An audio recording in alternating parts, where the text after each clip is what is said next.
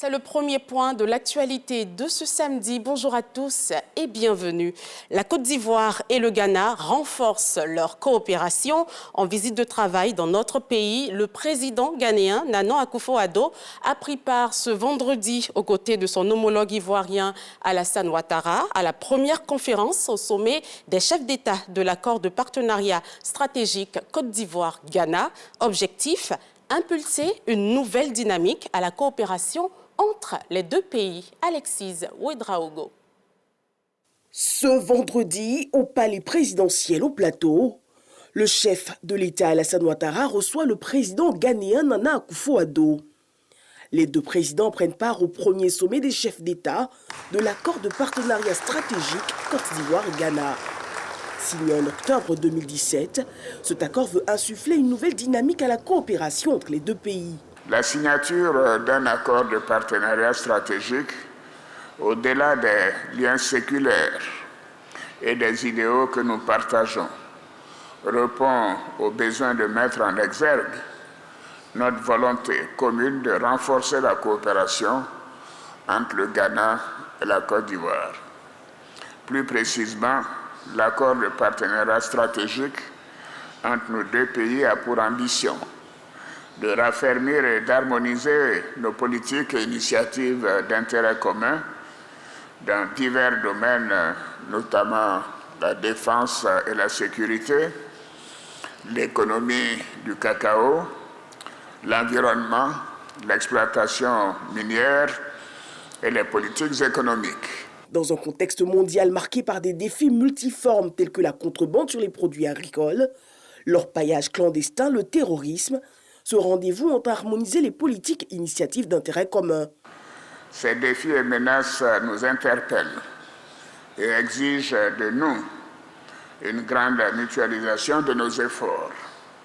Dans ce contexte, nous devons agir de façon concertée pour, entre autres, juguler les menaces terroristes transfrontalières, lutter contre la contrebande des produits agricoles, minimiser l'impact du changement climatique et éradiquer le phénomène de l'orpaillage illégal qui pollue nos eaux, en particulier les bassins versants des fleuves Tanoé et Ubia.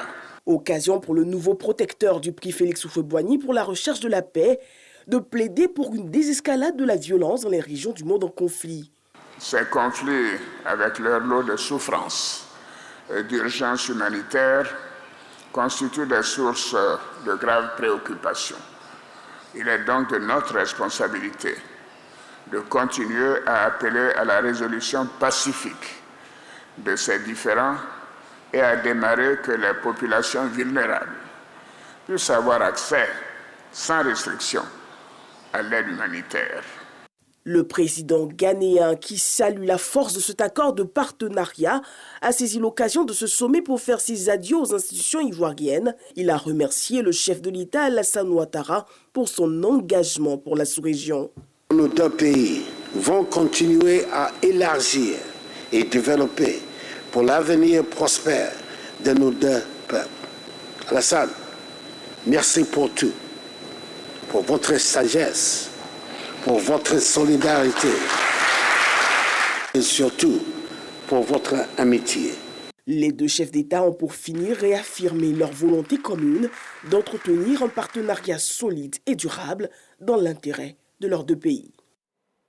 Abidjan et Accra peaufinent donc leur stratégie et justement, au terme de cette rencontre, un communiqué a sanctionné les travaux. Il engage les deux pays à renforcer leur collaboration dans plusieurs domaines. Nous retrouvons Alexis Ouedraogo. Le communiqué qui sanctionne les travaux de ce sommet des chefs d'État de l'accord de partenariat stratégique Côte d'Ivoire-Ghana pose en premier point l'importance d'efforts conjoints en matière de sécurité et de défense. Les deux chefs d'État ont souligné l'importance du partage d'informations, des opérations militaires conjointes, des exercices d'entraînement conjoints et de l'échange de technologies, ainsi que la nécessité d'un front uni dans la lutte contre les menaces émergentes et persistantes qui pèsent sur la paix et la stabilité régionale et internationale. S'agissant de sécurité sous-régionale, les présidents soulignent la nécessité de promouvoir la stabilité politique en Afrique par un dialogue inclusif constant et une transition pacifique du pouvoir. Le sommet a condamné le terrorisme sous toutes ses formes. Les deux chefs d'État ont souligné la nécessité d'une approche globale qui s'attaque aux causes profondes de l'extrémisme et favorise la résilience des communautés face à la radicalisation. Au plan économique, il s'agit de tout mettre en œuvre pour le lancement d'ici 2026 de la monnaie unique ECO. Les présidents sont convenus d'approfondir leur coopération dans les domaines de la culture, de la transformation et de la commercialisation du cacao et de la noix de cajou. Les deux chefs d'État ont invité leurs ministres respectifs à renforcer la compétitivité et la durabilité des industries de la noix de cajou et du cacao, afin d'améliorer les moyens de subsistance des agriculteurs locaux et de favoriser la croissance économique. Développement de l'élevage, recherche et harmonisation des protocoles vétérinaires, les chefs d'État reconnaissent le rôle essentiel de cultures stratégiques à haute valeur ajoutée afin d'accroître l'autosuffisance alimentaire. Les deux chefs d'État sont convenus de collaborer au développement de l'élevage, à des initiatives de recherche communes pour la mise au point de vaccins, à l'harmonisation des produits, normes et protocoles vétérinaires, ainsi qu'au développement de l'irrigation et à la gestion des ressources en eau, en partageant les meilleures pratiques par le biais de programmes de formation et de visites d'échange. La rencontre d'Abidjan s'est aussi prononcée sur l'actualité internationale. Les deux chefs d'État ont souligné le besoin urgent de dialogue, de désescalade des tensions et de résolution pacifique des conflits dans la région. De même, les deux chefs d'État ont réaffirmé leur soutien à la souveraineté, à l'indépendance et à l'intégrité territoriale de l'Ukraine, condamnant les récentes escalades et violations du cessez-le-feu, tout en appelant à une résolution pacifique du conflit par le dialogue. Les deux chefs d'État ont convenu se retrouver très bientôt en vue de procéder à la signature de 3 protocoles d'accord portant sur l'exploitation des aérodromes entre les deux pays, sur la météorologie et sur la gestion aéroportuaire. Il y a aussi de bonnes nouvelles pour les entrepreneurs de notre pays. Le gouvernement a signé ce vendredi 2 conventions de prêt avec l'Agence française de développement en vue d'un meilleur développement et une croissance des start-up, des TPME et PME en Côte d'Ivoire. Cette contribution de l'AFD est estimée à environ 48 milliards de francs CFA. La signature de convention s'est déroulée en présence du Premier ministre Robert Begré-Mambé. La question de la formation et de l'insertion des jeunes demeure aussi importante pour le gouvernement ivoirien. À ce titre, le Premier ministre a effectué une visite avec le directeur général de l'Agence française de développement et le président du groupe de la Banque mondiale au centre d'Aikin, fruit du partenariat public-privé pour la mise en œuvre de l'école de la deuxième chance. Notre reporter Léon Brou nous conduit au centre d'Aikin. Lycée technique d'Abidjan, centre de formation d'Aikin. Natogoma, licence en droit et apprenti froid climatisation en plein dépannage de Split. Comme pour montrer au président du groupe de la Banque mondiale et au directeur général de l'Agence française de développement, tous conduits par le Premier ministre Robert Begré-Mambé, les compétences garanties par le centre d'Aikin. Tous les métiers du froid en seulement 4 mois de formation. C'est ici que le chef du gouvernement enfile la blouse du pédagogue pour expliquer à ses hôtes l'ambition du chef de l'État. Offrir aux jeunes de 16 à 35 ans, quels que soient leurs atouts intellectuels, un emploi à partir de l'enseignement technique et de la formation professionnelle. Le rêve que nous caressons, c'est de voir des jeunes Ivoiriens dans tous les secteurs d'activité, depuis le second œuvre du bâtiment jusqu'au sommet de la hiérarchie en ce qui concerne les technologies les plus pointues. L'enseignement technique ivoirien doit permettre aux jeunes d'avoir tous les niveaux de diplômes jusqu'au niveau ingénieur, chercheur et inventeur pour promouvoir en Côte d'Ivoire une technologie à l'ivoirienne calquée sur l'expérience des autres pays. Mais seulement 6% des jeunes dans l'enseignement technique et la formation professionnelle.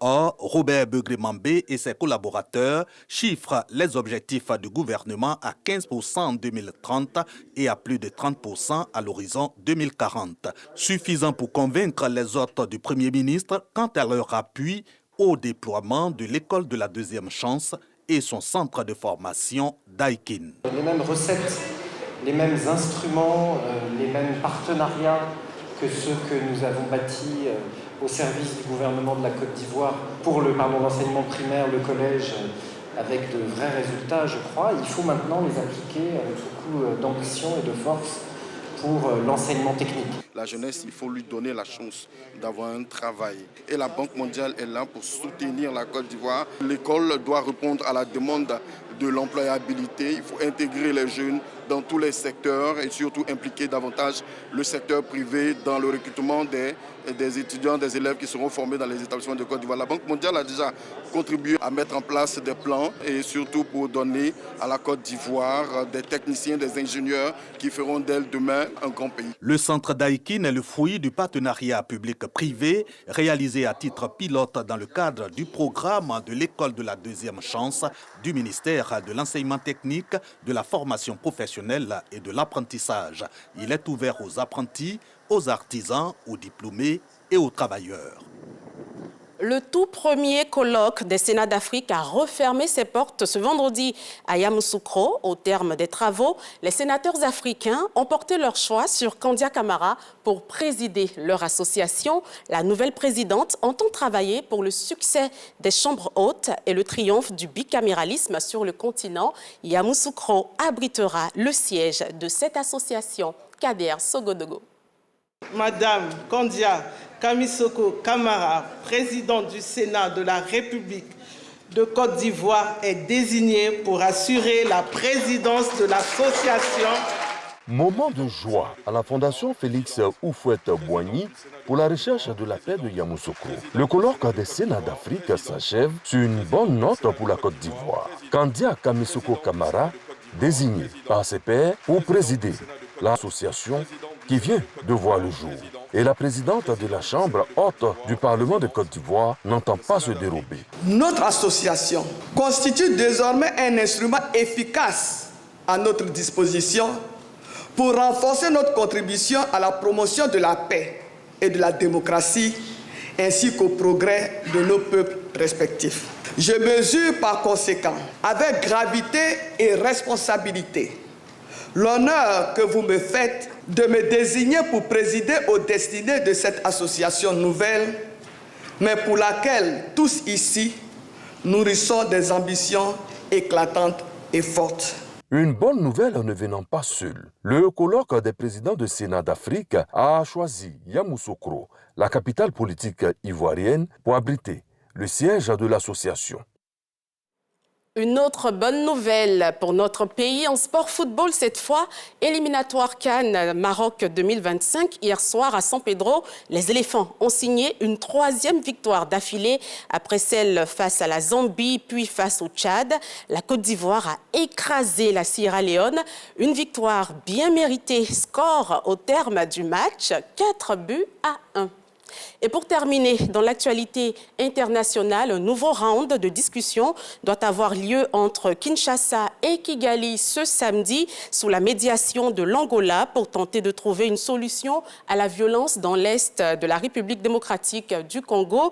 Il s'agit de la 5e rencontre de ce type depuis le début de l'année, alors que des blocages persistent malheureusement entre les deux pays, la RDC et le Rwanda. C'est la fin de ce 6h30. Merci de l'avoir suivi. Je vous retrouve demain, toujours à 6h30. Agréable samedi et prudence sur les routes.